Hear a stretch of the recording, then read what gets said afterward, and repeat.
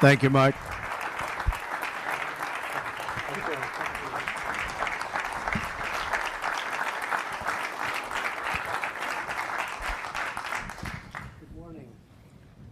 Good morning. Sir, Hello, Ivanka. I know you know a few of the people in this room. I do. All the killers from New York. I'm looking at all those competitors, those great talents, great builders. I have to give you a heads up that Ivanka chaired one of the sessions before this. Tough act to follow. Oh, she's tough. Yeah. Very tough. Vice President Pence listed some of the amazing accomplishments that have taken place since your election and your 75 days in office. The stock market has had almost unprecedented sustained growth.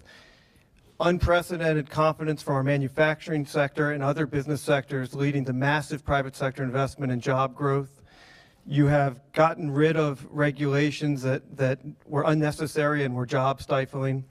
You have strengthened our borders and strengthened our military. You've nominated a great superb Supreme Court justice, amongst many other things. How does all that feel?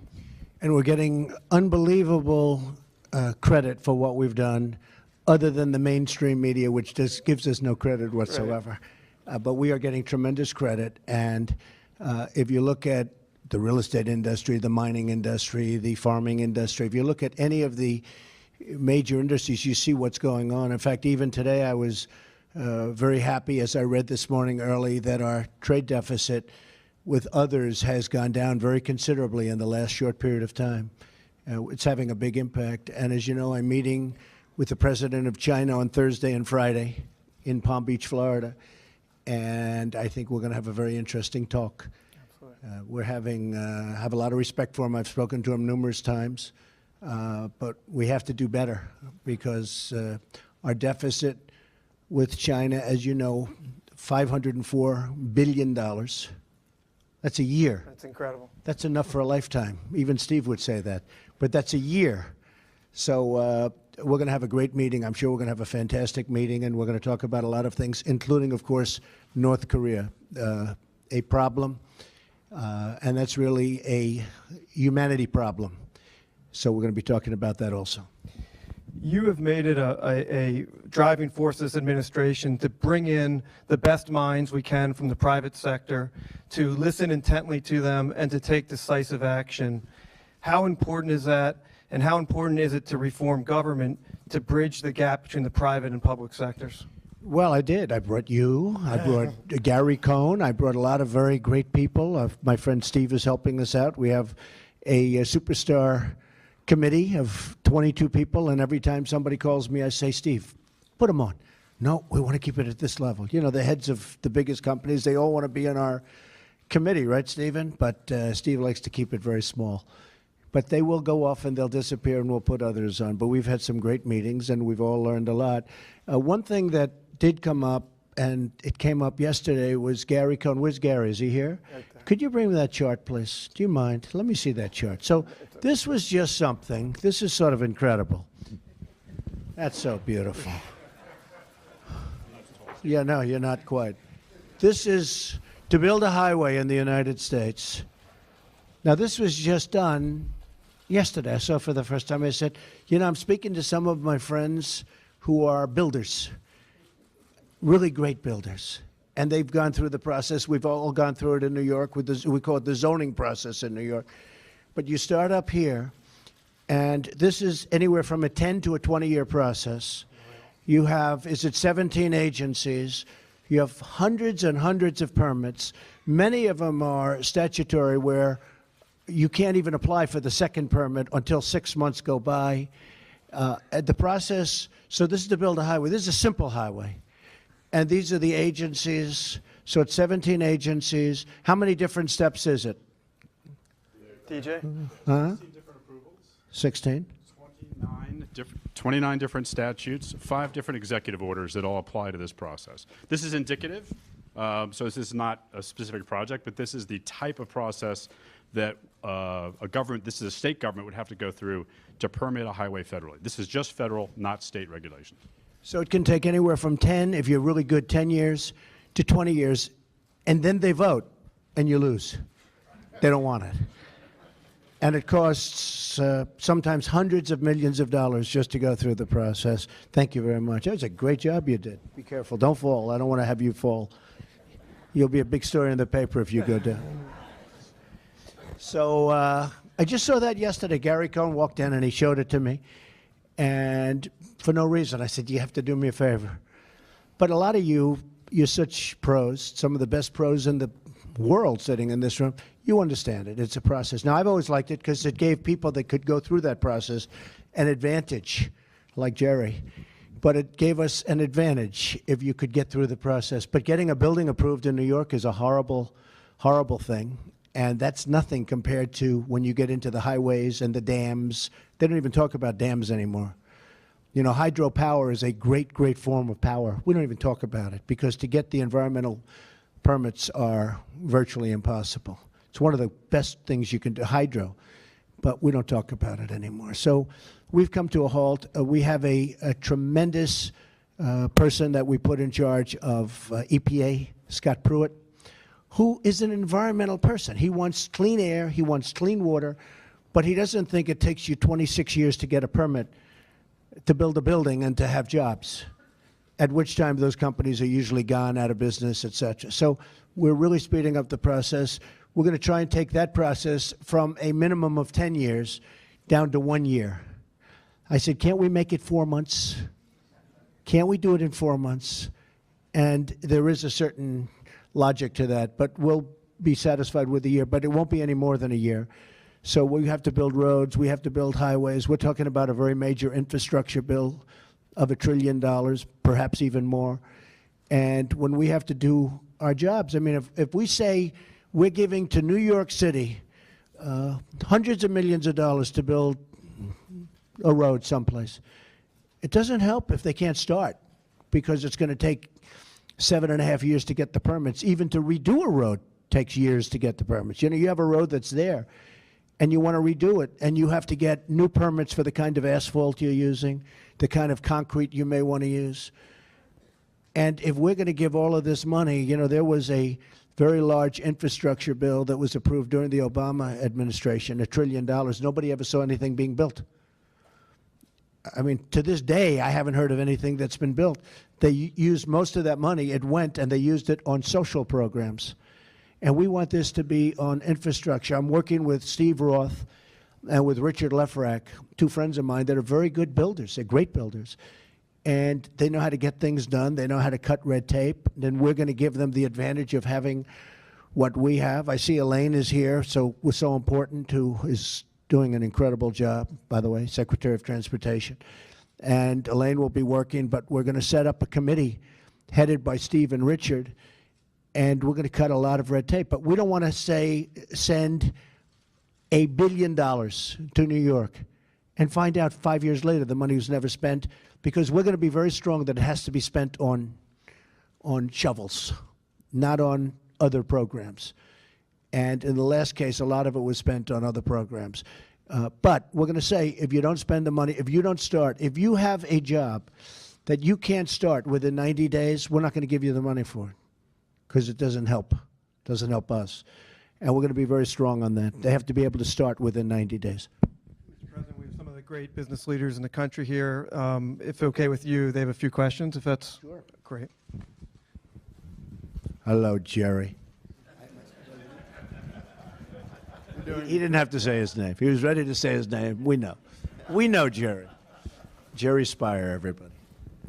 Mr. President, you're doing a great job, and we're all really grateful to you for the sacrifices you're making.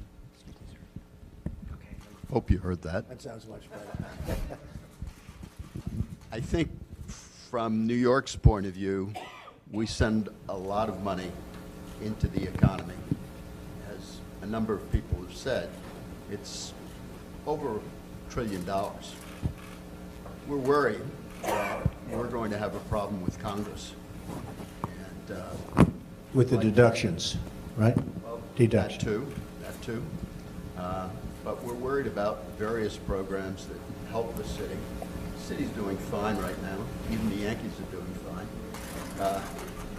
But what we're really concerned about is the future. Do you have any advice for us? Well, look, I love New York. And, you know, in some ways, we're all lucky that I'm from New York, because New York has unique problems. So does Los Angeles, so does Chicago. You know, there are places that have unique problems. One of the problems that you have is debt and deductibility.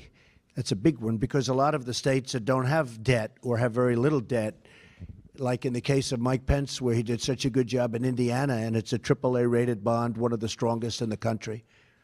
And, you know, deductibility is not that big of a deal because they don't have that much to deduct. And over here, you know, in New York, when you look at what's going on with us, we don't know in terms of the municipality and in terms of the state, we don't know if it can even make it if you don't have that. Are people going to buy? So it's a very big problem. And the problem I have is that there are many places throughout the country that are in the exact opposite position. And they consider that a gift to the state and a gift to the people. And we know New York does things that a lot of people don't read about. You know, you look at what the money that they contribute to our economy, to our country. And people don't know about that. They don't maybe want to know about that. So you do have, I call it a tale of two cities. You have different interests. But I am watching over everybody, Jerry. You're in good hands, okay? You're in good hands, believe me. You can tell the people of New York. Even though I didn't win New York State, I should have won New York State, but I didn't. Mr. President, Kathy Engelbert with Deloitte. I want to return to a conversation we just had with Ivanka, Dean, and Wilbur on jobs, the workforce of the future. And so as we think about that and we think about our skill sets, in New York City alone, our public high school graduation rate is at 70%. But the readiness of our students for college and careers is only assessed at 37%. So as we look at the pace of change, we look at the digital transformation we all see in business and the marketplace, and we look at the skills that this disconnect between what employers need and what our students coming into our workforces are prepared to deliver. It would be great to get your thoughts on the priorities of the administration around education, around, again, what I like to call not the future of work, but the work of the future, because the future of work sounds a little ominous, but the work of the future actually sounds pretty visionary. Right. So if you could give us those priorities and how readiness Okay, so is before you sit, so you're giving me numbers from New York. You're a proud New Yorker, but you're giving me numbers. Why is it doing so badly? Tell me. Why are the numbers so horrific in terms of education, and what happens when somebody goes through school and then they can't read after they graduate from high school and they can barely read? So what's the answer? Yeah, so first I would say that as we look at New York's made enormous progress in a decade. By the way, that 70% was 50%, so a 40% increase. So we're making enormous progress in making an impact. See how quickly she's changing? See that, Billy? Making enormous progress, but we're not done. We have a lot of work to do. And I think we talked earlier about public-private partnerships, apprenticeship models, which we have a beautiful apprenticeship model that works and brings them our next generation of leaders. So I do think there's a lot we can do through relooking at funding programs. We talked earlier about consolidating the many programs that are out there. We're all trying to make our individual impact, and we can make a huge impact together. Sure, and I know you work very hard on it, and you have made progress. Charter schools are another thing that people are talking about a lot, and some of the charter schools in New York have been amazing. They've done incredibly well. People can't get in. I mean, you can't get in. It's been, I don't call it an experiment anymore. It's far beyond an experiment. If you look at so many elements of education, and it's so sad to see what's happening in the country. Even the numbers, as good, you'd say we're doing better, but the numbers in New York, the numbers in Chicago are very rough. The numbers in Los Angeles, the cities, it's a very rough situation. Common Core, I mean, we have to bring education more local. We can't be managing education from Washington. When I go out to Iowa, when I go out to the different states and I talk, they want to run their school programs locally, and they'll do a much better job than somebody. And look, these are some very good people in Washington, but you also have bureaucrats that make a lot of money and don't really care that much about what they're doing or about the community that they have never seen and they'll never meet and they never will see. And I like the fact of getting rid of Common Core. You know, Common Core to me is, we have to end it. We have to bring education local. To me, I've always said it. I've been saying it during the campaign, and we're doing it. Betsy DeVos is, she's doing a terrific job, highly respected, tremendous track record. But she's got one of the toughest jobs of any of our secretaries. To me, she's got one of the toughest jobs. There's some pretty tough jobs out there, but she's got one of the toughest jobs. We're going to spend a lot of money and a lot of expertise. We're going to have great talent having to do with education, because there's nothing more important than education. And we've got to get those numbers in New York better. And I think they will be better. And a lot of people, a lot of the greatest people I know in New York, they're totally in love, including Ivanka and Jared. They're so much involved, and it's so important to them, the word education. And it's happening, and I see it happening in New York very much, but it's happening elsewhere too. I think we're going to have a great 4 years Mr. President, I know you have prior to running again. a pressing issue to deal with. Steve and Mike, I think, just wanted to thank you for attending today, and maybe make a final comment on behalf of the round table.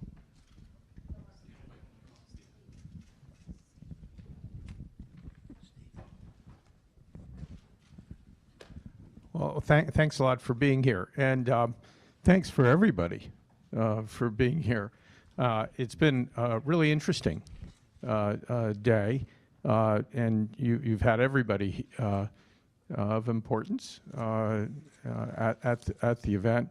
I think it's terrific in terms of the stuff you're trying to do to modernize the government, educate, and so forth. And I think we have to keep a focus on that, because the outside world doesn't always get the message that that's really what's going on, because you're doing profound things. You're taking on enormous embedded issues, and I think with a kind of effort that can be marshaled, you can do amazing things. And that's on behalf of Mike Corbett and myself, who chair the partnership. It's sort of a trust, gets rotated from person to person every 2 years. I want to wish you really good luck with the Chinese. That's an important thing, as we all know. And I think there's a real opportunity to make progress with them. And you should have a good time in Florida. I hope the weather's good. Yeah, the weather will be beautiful. Thank you, Steve.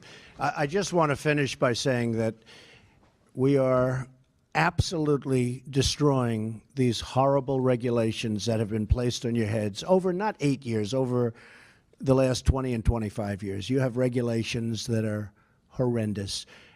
Dodd-Frank is an example of what we're working on, and we're working on it right now. We're going to be coming out with some very strong, not far beyond recommendations. We're going to be doing things that are going to be very good for the banking industry, so that the banks can loan money to people that need it. I speak to people all the time. They used to borrow money from banks to open up. There was one in Nevada where, to open up a pizza shop, he had 3 shops, he had a bank, and he said, you know, at that time he called me Mr. Trump because I hadn't won yet. But he said, Mr. Trump, I can't open up anything. I can't do anything. The banks don't even, I had a bank for 20 years. Now they don't even take my phone call, and I was always a very good customer. So I haven't been able to do what I do. They can't do it. I mean, the banks got so restricted. And I've always said, and some people get insulted, but, you know, it's not necessarily the man that's making a lot of money that's running the bank. You look at the folks from government that are running all over the banks, they're running the banks. And the people that are really, you know, the head people, they're petrified of the regulators. They're petrified. They can't move. The regulators are running the banks. So we're going to do a very major haircut on Dodd-Frank. We want strong restrictions. We want strong regulation, but not regulation that makes it impossible for the banks to loan to people that are going to create jobs. But we're doing, that's just one example. We're doing so many cuts on regulations, and we have a book on regulations, and if you add them all up, it goes up to the ceiling 3 times over. It's just one after another after another. It's just like that chart. I thought that chart was so descriptive. And every industry is just like that chart. And that's to build a simple roadway or highway. That's what you have to go through. And we're going to be able to get rid of 90, 95% of that and still have the same kind of protection. and we want safety, and we want environmental protection. I mean, I've won awards on environmental protection. I'm a big believer, believe it or not. But we want that kind of protection. We want clean air, and we want clean water. But we shouldn't have to get the approvals from 16 different agencies for almost the same thing. So we have a country with tremendous potential. We have the greatest people on earth, but we have to use that potential, and we have to let those people do their thing. And with that, I just want to thank you all. I think you're going to see a very much different environment than you've been used to over the last, again, 20, 25 years. We're going to unleash the country, and I'm willing to take the heat, and that's okay. I've been taking heat my whole life. But in the end, I know it's the right thing to do, and we're going to create a lot of jobs. We have 100 million people, if you look. You know, the real number is not 4.6%. They told me I had 4.6% last month. I'm doing great. I said, yeah, but what about the 100 million people? A lot of those people came out and voted for me. I call them the forgotten man, the forgotten woman. But a lot of those people, a good percentage of them would like to have jobs, and they don't. You know, one of the statistics that to me is just ridiculous. So the 4.6 sounds good, but when you look for a job, you can't find it, and you give up, you are now considered statistically employed. But I don't consider those people employed. If you look at what's happened with Ford and with General Motors and with Fiat Chrysler and so many other car companies, you see what they're doing back in Michigan and Ohio. They were leaving. They were going to Mexico and many other places. They're now staying here. Now, I did say, Reed knows this very well because you've seen me say it many times to the big auto companies at meetings, it's okay, enjoy your new plant. Please send